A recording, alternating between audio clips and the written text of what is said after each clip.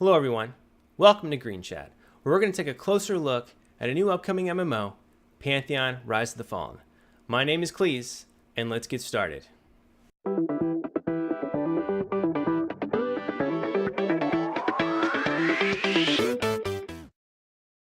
So what is Green Chat? Green Chat's a place where you can ask me questions, and I give you answers. Granted, some of them might be theorized or some educated guessing, but I'll do my best to give you the best response to whatever given topic. Furthermore, this is a great resource, I'm hoping it will be anyways, for new players coming into the game that want to see what's it all about and where it has been and where it's going to. Kind of be able to follow the game as it progresses. So seeing that this is the first episode of Green Chat, and obviously you guys haven't given me any questions, I thought it might be a great idea to go back through the forum posts and hit any highlighted topic that you guys might have brought to the surface. Now, the forum posts, I believe, only go back to 2015 or sometime in 2015 because anything prior to that was archived. And as I understand it, there is another wave coming through where they're going to archive again. So I'm going to keep doing this per episode and try to spend some time on each topic and then just give you my point of view and try to respond to these forum posts as if I was one of the forum threaders, just kind of responding on the thread, and maybe give you some points of view of some other players to at least let you see what's been going on in Pantheon and leading up to this moment. So let's get started. So I thought it would be a good idea first to start in the Pantheon general forum discussion. Now again, I'm starting at the back of the pack and I'm going to move my way forward, and that is how we're going to start. I've decided to just as a rule, if it got more than 40 responses from players or it was engaged that much, I added it. Also, I went through and kind of cherry picked, so to speak, some of the threads that I thought were really relevant or good topics to know if you are interested in even looking into Pantheon Rise of the Fallen. So here we go. All right, first up, we have a post from Jason, which he says, is gold sellers ever a good thing? His post is kind of long. I'm going to paraphrase.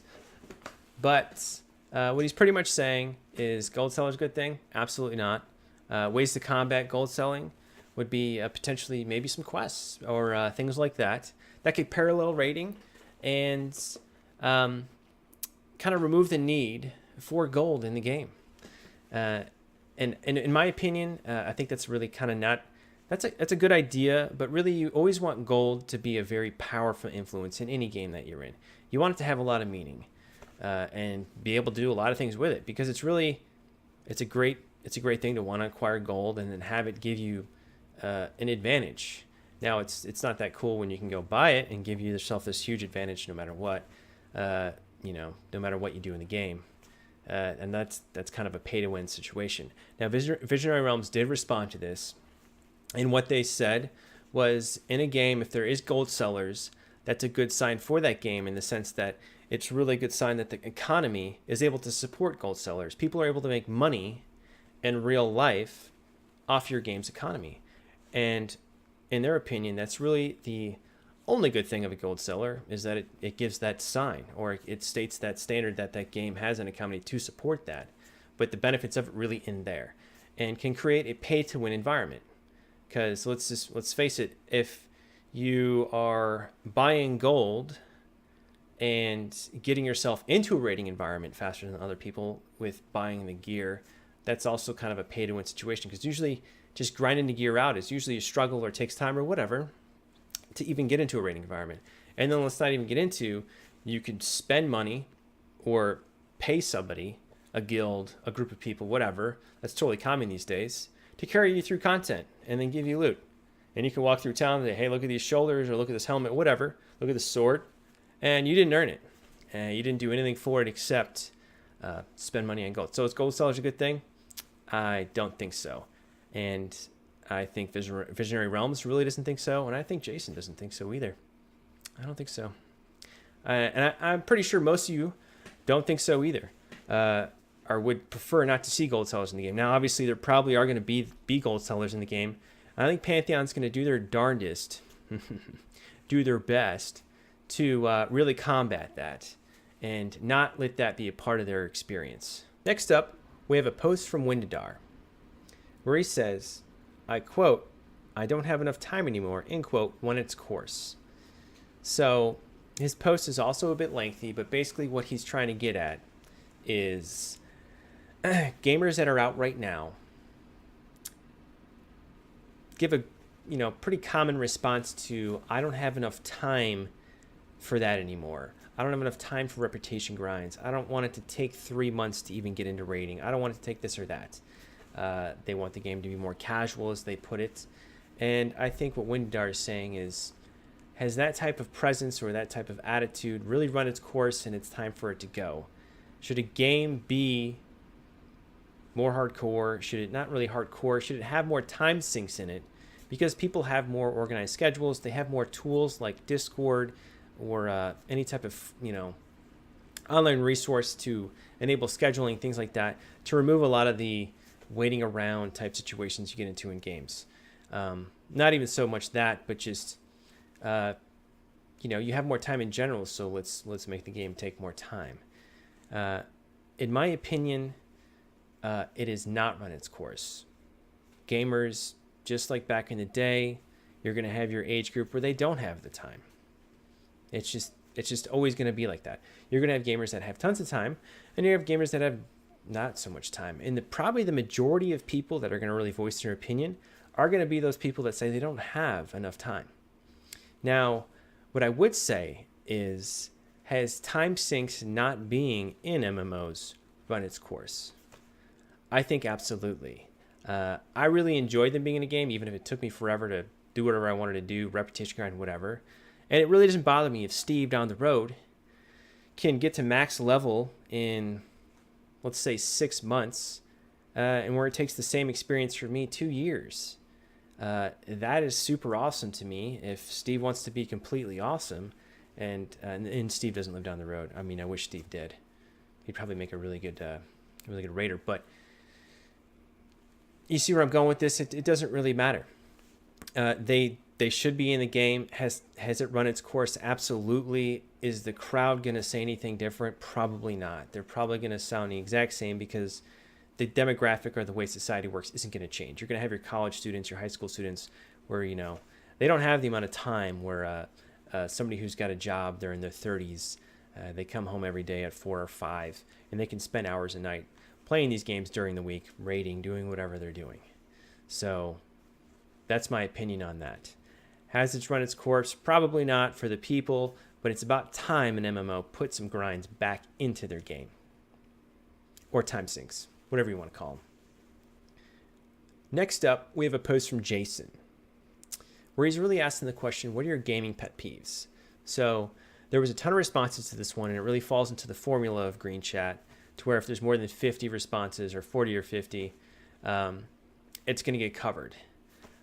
So with this one, I figured I'd give you my gaming pet peeve. So what is that? Let's see here. My number one gaming pet peeve. Okay. I would have to say my number one gaming pet peeve is when you first get to a dungeon or dungeon-esque type place in a new MMO, and you pull something and everybody wipes and dies, and the healer responds with, or somebody in general responds with, "This isn't World of Warcraft. You actually need mana."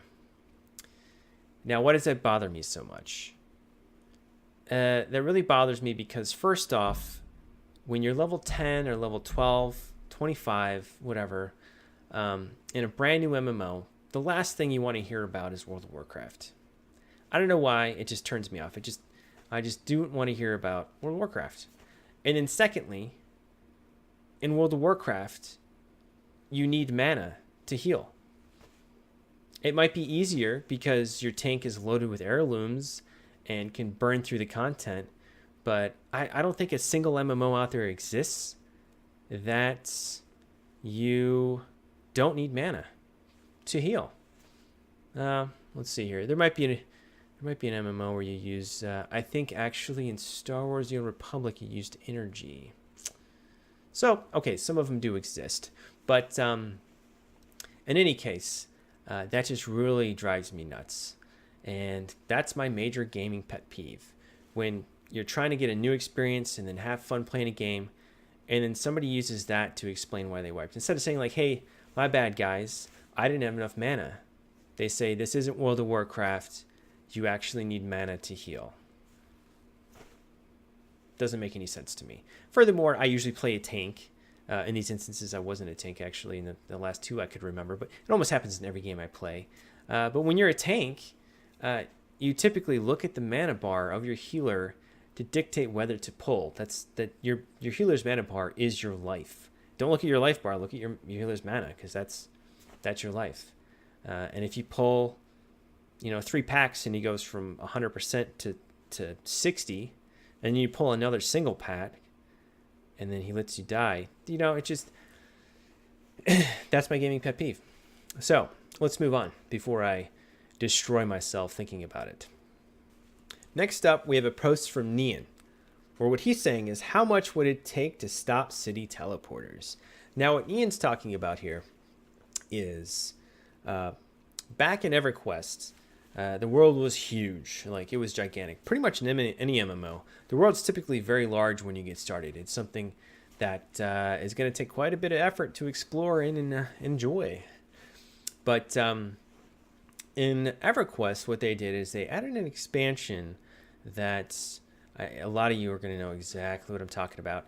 But they added an expansion that is called Planes of Power, and it created a linking system between all cities, where you could click on a tome in one given city and then port yourself to this place called the Plane of Knowledge, where in that plane, every tome from every city existed. So in essence, you could travel from one side of the world to the other in relatively, let's say, 10 minutes, where otherwise it might take you, let's say with fast travel, like fast travel spells and stuff like that, it might take you an hour.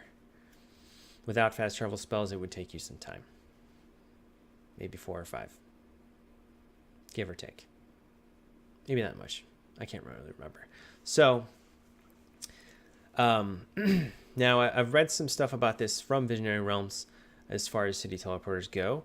And they want to put something in the game. So typically when you create a race or you create a class in a race, you start off at your starting city. If you create a human, you start at the human city. Create an elf, you start at the elf city. Some of those races might get options depending on their allegiances and stuff like that, to where they can spawn at multiple cities. But I don't think it'll stick true with their tenants that they would put any type of teleporter in the game that is lasting other than class teleportations like druids and wizards and stuff like that. They can teleport from rune site to rune site, and usually that costs regents, and that's just part of the game mechanics. It's a nice handy way to travel, have a druid or wizard. But other than that, which is really not, you can tip them, but it's not like very easy, or they're very convenient many of the times. These rune locations are not like all outside the cities. They're in random locations typically, or in the past anyway. So I really don't think, as far as what they've put out, that they will put any type of thing like Plane of Knowledge or any city teleportation devices in the game, or even furthermore like zeppelins or any type of air travel, or there might be air travel potentially, but nothing dramatic like, you could point A to point B to point C to each city and get across the world in, an hour. I bet you, not really bet you, but I can guarantee you this game is going to be, travel is going to be a main component. Now, the one thing they have really talked about is caravanning, so to speak. So if you're with a group and you gotta do something, your kid wakes up from his going crazy, or you got to go to the store to get something or whatever, you can log out inside of a group and caravan with them as they travel, so your night really won't get ruined with having to travel to catch up.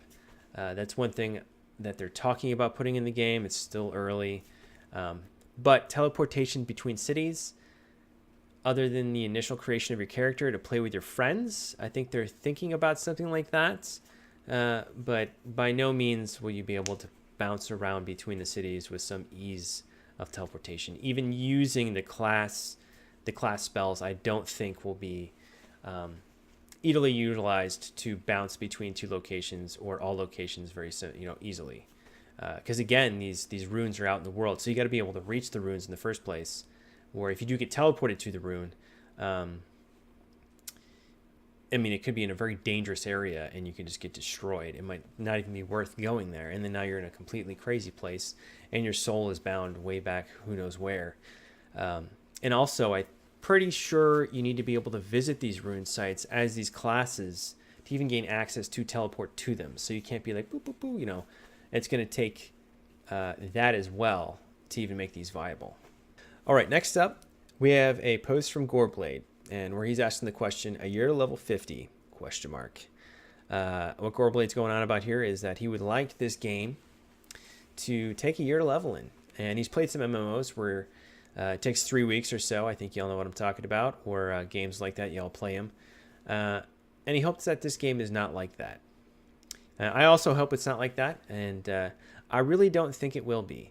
With the type of game this is and what they're kind of hinting at or hinting towards, they've so far kind of dodged the question or put it on the back burner as far as how long it will take you to level. They want to see what the alpha and the beta players, their feedback will kind of drive this answer.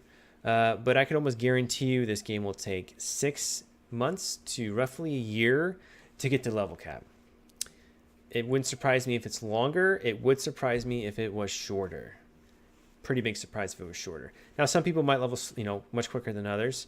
Some of the people might level much slower than others, obviously.